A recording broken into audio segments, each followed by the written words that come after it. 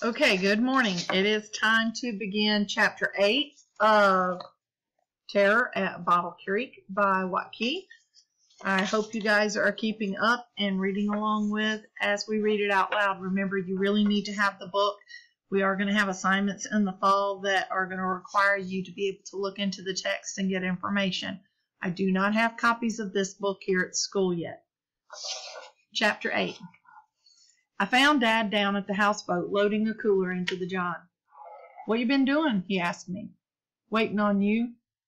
"You got to wait on me for everything? We need to run that trot line and bring it in." I could see he wasn't in a good mood. When Mom had been around, he had always been happy, even when she wasn't. He was like a big kid, running from one thing to the next, excited about everything. Just the fact that she was there, that she was his, was all he needed. Now it seemed she'd torn his spirit out and gone up the road with it. I cast us off and stepped into the John as he cranked the motor. We ran upriver to where the long string of hooks was pulled tight across the sandbar. Imagine a clothesline with pieces of 2-foot string tied all the way down it and spaced about 6 feet apart. On the end of each string is a fish hook, usually baited with pieces of mullet or eel. Mullet is more plentiful, but eel meat is tougher and stays on the hooks longer. But catfish will really eat just about anything. We'd even caught them on chunks of ivory soap before. Dad eased the boat up to the bank, and I grabbed the end of the line where it was tied to a tree limb. The other end was anchored out in a river with a cinder block. I could tell we had at least one fish on by the way the line trembled in my hands. Dad shut off the engine and sat down while I pulled the boat toward the first hook. "There's something on there," I said. Dad didn't respond. It could be anything. We'd caught turtles, trout, flounder, sharks, even alligators. But what we wanted was catfish. We made a little money selling them, but Dad said it wasn't worth the trouble. He said running the lines is something he used to do with his father. It reminds him of being young. And I suppose every important talk he's ever given me was out there on the calm water, just the two of us, slowly working the fish off the hooks. I came to the first hook and it was clean. I took it off and dropped it in a small plastic box beside me and pulled to the next one. As the line rose, dripping out of the water, I saw a 6-pound catfish flipping beneath it. I pulled it into the boat and used the paddle to press it to the deck. "Careful," Dad said. "I know," I said.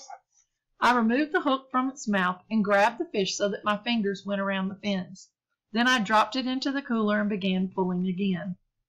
"Clients canceled on me tonight," he said. "Because of the storm?" "Yeah, I figured it's least going to do is muddy up this river and flood out the game." The next hook was empty. I took it off and kept pulling. "Where do all the animals go?" Sixth grade teachers at this time. Sorry, I had to pause for an announcement there. Where do all the animals go? "I don't know. I guess most of them die. Maybe they get to some high ground somewhere." I thought about it. All the hogs crowded together on a small piece of ground in the middle of the swamp. "What's the weirdest thing you ever saw out here?" I asked him. "What do you mean?" "Weirdest animal. Anything." Dad was quiet for a minute. I almost thought he wasn't going to answer.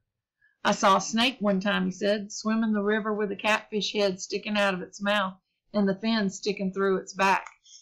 "Serious?" I nodded. Dad nodded. "How long do you think it was like that?" The next hook had another smaller catfish. I worked it off and put it in the cooler. "I don't know," Dad said. "It's crazy what things can live through."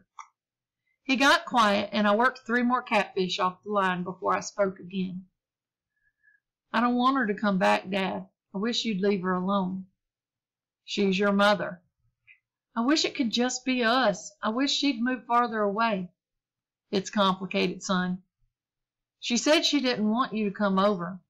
"Well, sometimes a woman doesn't know what she wants." "Why do you do it?" When I turned to him, he was looking away like he didn't want me to see his face. I stopped pulling. "Dad," I said. "Because she's my wife," he said. "Because we're a family." All she ever did was complain. He acted like he had a cough and wiped at his face. "I ain't one to give up on the thing," he said. "Maybe sometimes you have to." Quitting ain't in my blood, and it ain't in yours, Dad snapped. I looked down and he didn't answer. I heard him sigh regretfully. She wasn't always like that, he said. I looked at him again.